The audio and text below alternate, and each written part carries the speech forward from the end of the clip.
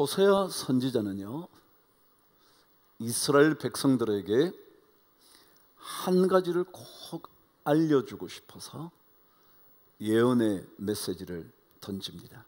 물론 하나님께서 그에게 말하라 명령하신 것이지만 호세아서 전체의 핵심은 바로 하나님을 알아야 한다라는 것이었습니다. 하나님을 알아야 한다는 것입니다. 그것도 더 알아야 한다는 겁니다. 우리 다 신앙생활 할 만큼 해오지 않았나요? 그렇지만 하나님께서 우리에게 원하시는 것은 하나님을 더 알자, 더 알아야 한다라는 메시지였습니다. 그래서 호세아서 4장 1절에서 그는 우리에게 없는 게 있다는 거예요. 없는 게. 그게 뭐냐면 하나님을 아는 지식이 없구나. 이 땅에는 하나님 아는 지식이 없다.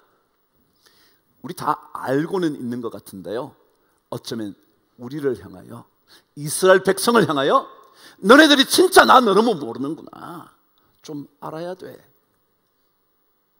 네, 여러분, 하나님을 안다는 것이 왜 중요할까요? 호세아서 4장 6절은 우리에게 그 이유를 이렇게 들려줍니다. 읽어보실까요? 시작. 내 백성이 지식이 없으므로 망하기 때문에 그렇다는 거예요. 이 지식은 하나님을 아는 지식인데 하나님을 아는 지식이 없어서 점점 더 인생이 무너져 가는 거예요. 망하는 거죠. 그렇다면 도대체 하나님은 어떤 분이심을 우리가 알아야 되나? 그 얘기를 호세아가 계속 가르쳐 줍니다. 하나님은 이런 하나님이야. 예를 들자면 하나님께서 6장 1절부터 4절까지 나는 이런 하나님이야 말해요. 그게 뭐냐면 우리를 찢으셨으나 도로 낫게 하시는 분이 하나님이라는 거예요. 우리 인생이 찢어졌지만, 진짜 봉합할 수 없을 것 같지만 하나님께 매달려 있으면, 하나님을 아는 지식이 점점 더 커지기 시작하면 하나님께서 그것을 다 봉합하신다는 거예요. 치셨으나 싸매어 주실 분이 하나님이라는 거예요. 이틀 후에 우리를 살리시고 3일이 지나면 우리를 완전히 일으켜 주실 것이라고 그분은 말씀하는 거예요. 그리고 그분은 마치 빛처럼 우리에게, 땅을 적시는 빛처럼 우리에게 임하시는 분이라고 설명하는 거예요. 그래서 하나님은 내가 이런 하나님이니까 너희들이 진짜 하나님 알았으면 좋겠어. 그게 호세아 6장 6절이에요. 저와 함께 읽습니다. 시작. 나는 번제보다 하나님을 아는 것을 원한다. 이런 하나님을 알았으면 좋겠다는 거예요. 찢으셨지만 봉합하실 거예요. 우리를 치셨지만, 삶이 우리를 쓰러뜨렸지만 다시 한번 우리를 회복시켜 주시고 싸매어 주실 거라는 거예요. 죽은 것 같았지만 이틀 후에 우리를 살리시고 3일 후에 다시 우리를 일으켜 주시는 분이 하나님이야. 이 하나님을 알아야 된다는 거예요. 그렇다면 오늘 이사야는 우리에게 어떤 하나님인 것을 알려주는지 확인하셔야 돼요. 호세아가 이사야와 함께 사역했던 동시대 인물이거든요. 그러니까 이사야는 도대체 그렇다면 어떤 하나님인가를 우리에게 어떻게 말하나, 오늘 30장을 통하여 다시 한번 확인하는 거예요. 15절 저와 함께 읽겠습니다. 시작. 주 여호와 이스라엘의 거룩하신 이가 이같이 말씀하시되 너희가 돌이켜 조용히 있어야 구원을 얻을 것이요 잠잠하고 신뢰하여야 힘을 얻을 것이거늘 너희가 원하지 아니했다. 먼저 이사야는 하나님을 어떤 분이라 그러냐 하면 구원과 능력을 주실 수 있는 하나님. 뭐라고요? 구원과 능력을 주실 수 있는 하나님이다. 구원이 뭐예요, 여러분? 건지는 거죠. 우리의 절망에서 우리를 건져주시는 거예요. 우리의 우울한 인생에서 건져주시는 거예요. 우리의 깨어진 가정에서 우리를 건져주시는 거예요. 깊은 수렁에 빠져서 아무도 나를 거들떠보지 않을 때 하나님은 건져주시는 거예요. 그게 구원이라는 거예요. 하나님은 그런 분이에요. 하나님을 만나면 그분이 우리의 모든 삶의 깊은 절망에서 우리를 건져내는 거예요. 야, 너 나와. 너에게 소망을 줄게. 내가 너에게 미래를 줄게. 건져주신다는 거예요. 그것만이 아니라 건져주신 하나님께서 그 사람에게 다시 힘을 주시는 거예요. 야, 너 할 수 있어. 너 일어났으니까 이제는 놀라운 일을 할 수 있어. 힘을 주시는 하나님. 그게 이사야를 통하여 우리에게 알았으면 좋겠다는 하나님에 대한 지식이야. 여러분, 하나님을 만나면 구원과 능력을 얻게 됩니다. 이걸 알아야 된다는 거예요. 그래서 하나님은 번제, 예배드리는 이것보다 더 중요한 게 뭐냐면 너 나 아는 거야. 나를 알아야 돼. 제사 드리는 것보다 더 중요한 게 나 알아야 돼.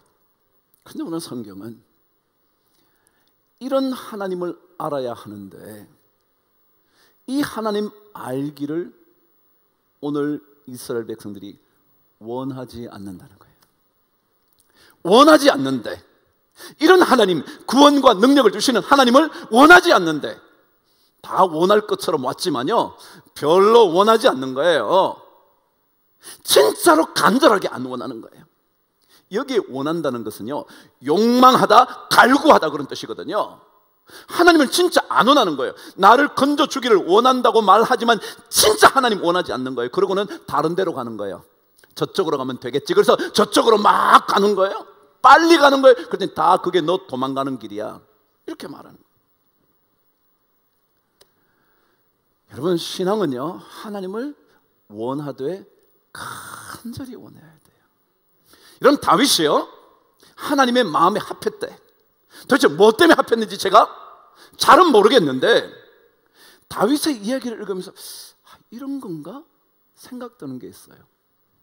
다윗은 하나님의 언약궤가 자신의 다윗 성에 옮겨졌으면 좋겠다고 생각했어요. 하나님의 언약궤라는 것은 하나님의 말씀이 담겨있는 언약궤, 다시 말하면 하나님의 말씀만이 아니라 하나님 자신이 계신다고 믿었던 언약궤가 다윗 성에 왔으면 좋겠다 생각했어요. 근데 그게 왔으면 좋겠는데 못 오면 그만이 아니고요, 너무너무 간절히 사모한 거예요. 왜냐하면 성경은 그 다윗 성으로 언약궤가 들어올 때 다윗이 어떻게 했는지를 기록해 두고 있어요. 그 말씀이 사무엘하 6장 14절입니다. 제가 읽어볼 테니까 들어보시죠. 다윗이 여호와 앞에서 뭐요? 힘을 다하여 춤을 췄다는 거예요.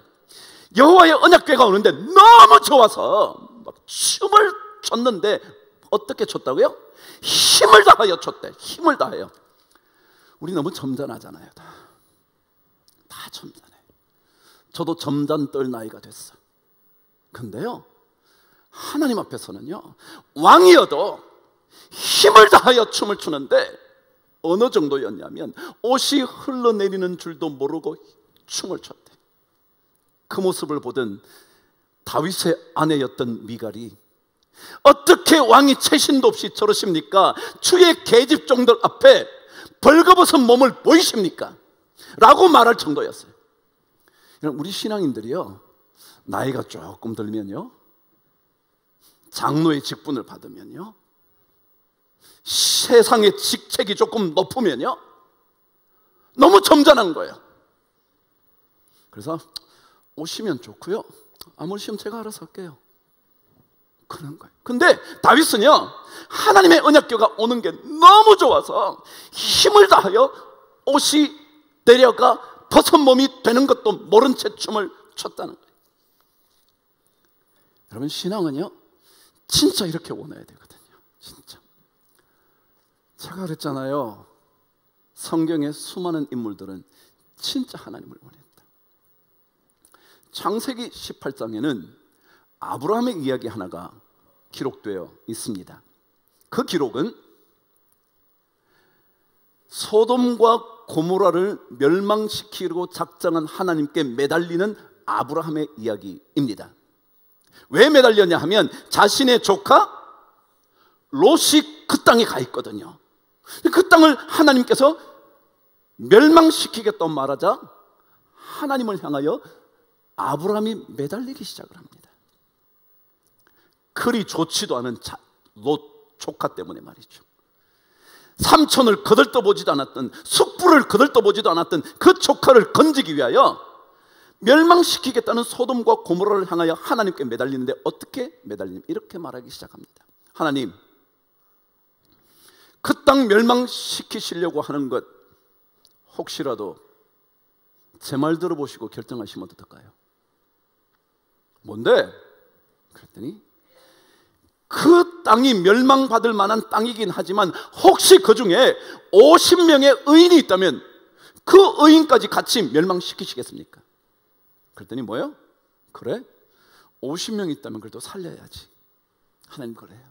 그랬더니 곧장 질문하면, 하나님, 혹시라도 그 50명이 안 되고 5명이 모자는 45명이 된다면 그 성을 어떻게 하시겠습니까? 45명만 있어도 내가 멸망만 시키지. 또다시 묻습니다. 하나님, 그러면 혹시 거기서 5명이 모자란 40명만 있으면 어떻게 하시겠습니까? 그래? 그럼 내가 40명을 생각해서라도 멸망시키지 않을게. 또다시 말합니다. 하나님, 30명이면 어떻겠습니까? 그 다음 뭐요? 20명이면 어떻겠습니까? 그 다음 뭐요? 10명이면 어떻겠습니까? 여러분, 하나님 앞에 매달릴 때 하나님 건져주실래요? 아니면 말고. 그게 아니고요, 하나님 50명, 45명, 40명, 30명, 20명, 10명이면 어떡하시겠습니까? 여러분, 이런 간절히 원하는 마음이 있으면요, 하나님의 은혜가 임해. 하나님의 은혜가 임해. 그것만이 아니에요. 출애굽기 32장에 가면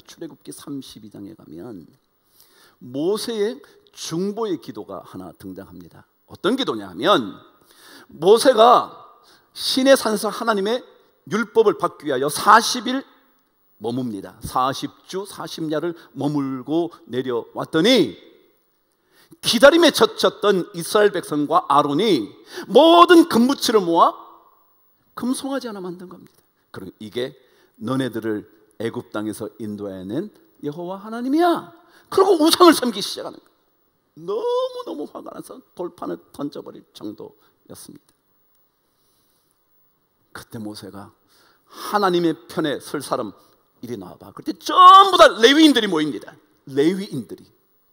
그리고는 크고 사람을 죽이기 시작했는데 3,000명 가량이 죽었다잖아요. 근데 죽어가기 시작하자 모세가 그때부터 중보기도 합니다. 하나님 살려주세요. 살려주세요. 광야까지 이끌어낸 신이 능력이 없으니까 이 백성 죽였다. 그러면 어떡하시겠습니까? 하나님 살려주세요. 그 기도를 하면서 모세가 뭐라 그런 줄 아세요? 이렇게 말합니다. 이 백성 하나님 건져 고쳐야 되는데 그렇지 않으시면 저를 이 백성에게서 이름을 지워주세요. 이놈은 이방인이야 라고 말해주세요. 나는 그럴 정도까지 이 백성 살려야겠습니다. 간절하며 내가 이스라엘 족속 선택된 하나님의 백성 그 족보에서 빠져도 좋으니까 우리 백성 좀 살려주세요. 간절하며. 근데 우리는 너무 간절함이 없는 거예요. 너무 간절함이.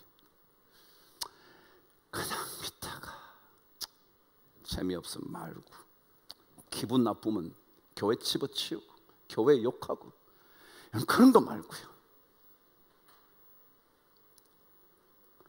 여러분, 열왕기상 18장에는요 엘리야의 얘기가 등장합니다. 그 엘리야가 아합 앞에서 3년 동안 가물었던 땅에 피를 내려달라고 기도를 합니다. 근데 그 기도가 어떤 기도였느냐 하면, 땅에 엎드려 머리를 무릎 사이에 집어넣고 하나님께 매달려 기도합니다. 우리는 다 의자에 앉아서 점잖하게 기도하잖아. 그러고는 조금만 옆에서 소리 지르면 아이 뭘 저렇게 유별나게 저래, 그러잖아요? 그러지 않아요?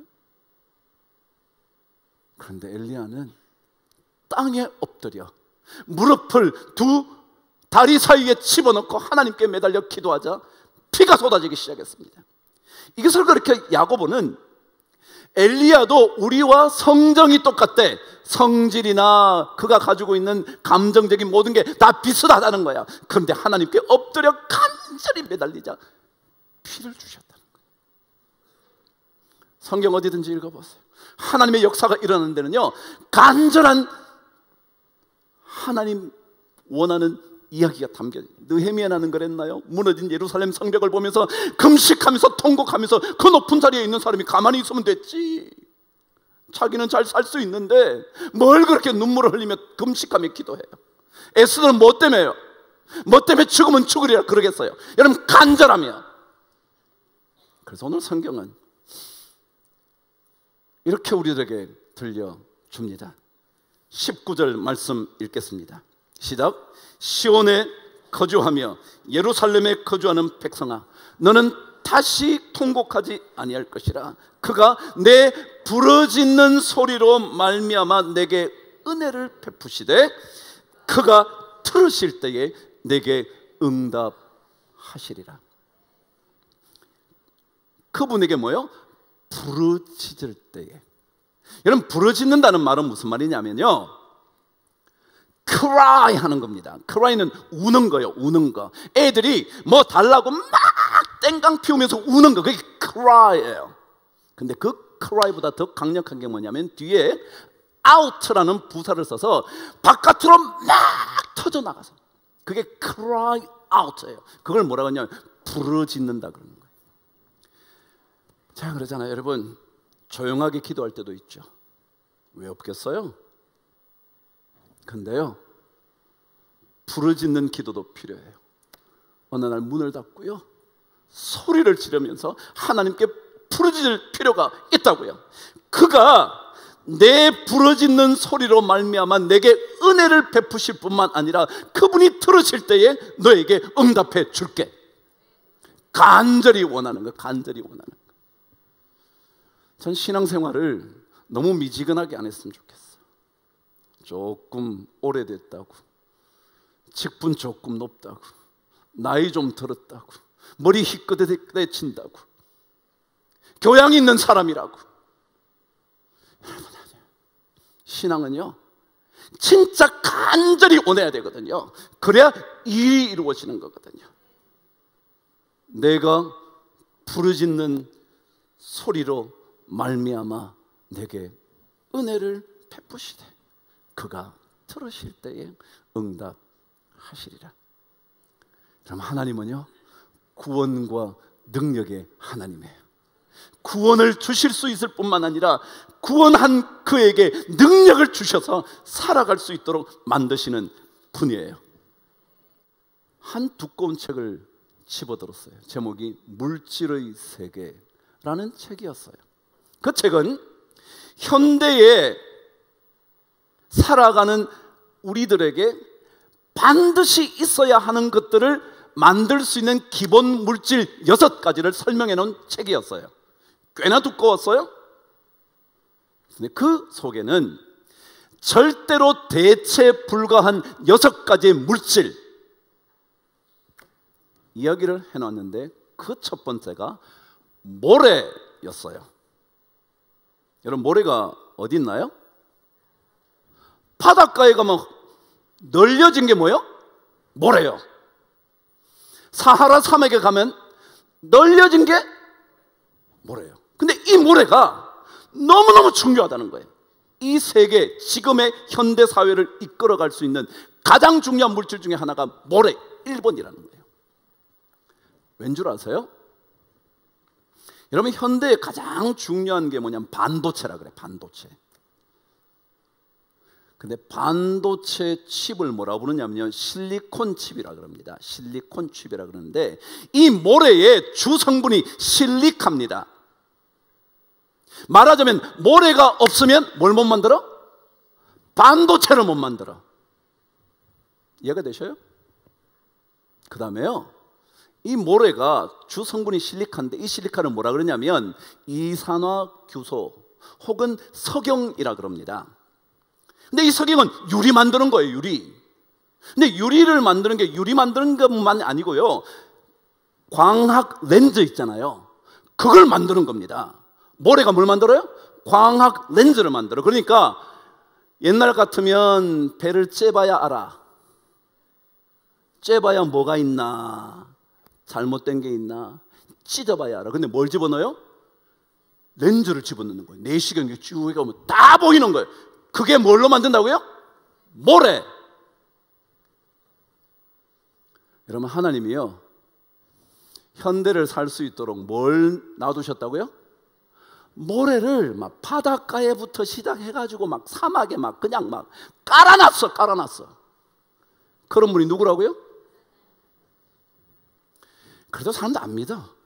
그냥 하나님 무슨 능력이 어쩌고저쩌고. 여러분, 모래가 없었으면요, 이건 못한다니까요. 두 번째가 소금이에요. 다음 주에 알려드릴게요. 여러분, 소금은요, 그의 연구에 의하면 어떤 물질을 다른 물질로 바꾸는데 가장 중요한 역할을 하는 게 소금이래. 근데 소금이 거기 어디 있어요? 바닷물이 막 전 지구의 70%예요, 여러분. 그걸 하나님이 다 놔둔 거예요. 그런데도 하나님 여러분, 그런 소리 말아요. 전 늘 그래, 하나님은 능력의 하나님이에요. 하나님은요, 뭐든지 하실 수 있어요. 그 하나님을 여러분과 제가요, 적당하게 찾으면요, 적당하게 만나. 근데 진짜 간절히 원하면 하나님의 놀라운 역사를 우리는 경험하게 돼요. 그래서 오늘 성경에 말해요. 내 부르짖는 소리로 말미암아 내게 은혜를 베푸시며 그가 들으실 때에 내게 응답하시리라. 그래, 여러분, 조용히 기도할 시간이 있잖아요. 조용히 기도하세요. 때때로 여러분의 대중교통 이용할 때 조용히 기도하세요. 그러나 만일 부르짖을 수 있는 공간이 있다면 부르짖으세요. 그가 응답하시리라. 어떤 하나님이요? 구원과 능력의 하나님이요. 구원을 주실 수 있고 힘을 주실 수 있는 그 하나님이요. 그 하나님 잘 아시면요, 삶이 달라지는 거예요. 진짜 물가에 심겨진 나무처럼 시들을 쫓아 과실을 맺게 될 거예요. 그 은혜 우리 진짜 모든 성도에 꼭 있었으면 좋겠어요. 여러분, 그냥 대략 예수 믿지 말아요. 너무 폼 잡지 말아요. 다윗처럼 진짜 간절하게 하나님의 언약궤, 하나님이 계시는 그 언약궤 우리에게 오기를 사모하세요. 그러면 하나님의 놀라운 역사를 경험하게 될 거예요. 하나님 아버지, 우리 모든 성도들의 삶 속에 간절히 하나님 원하는 마음이 있게 하여 주셔서 자기 계획, 자기 생각, 자기 능력 갖고 살지 말도록 하나님의 위대한 능력, 그 능력 바라보고 살도록 도와주옵소서. 예수님 이름으로 기도합니다. 아멘.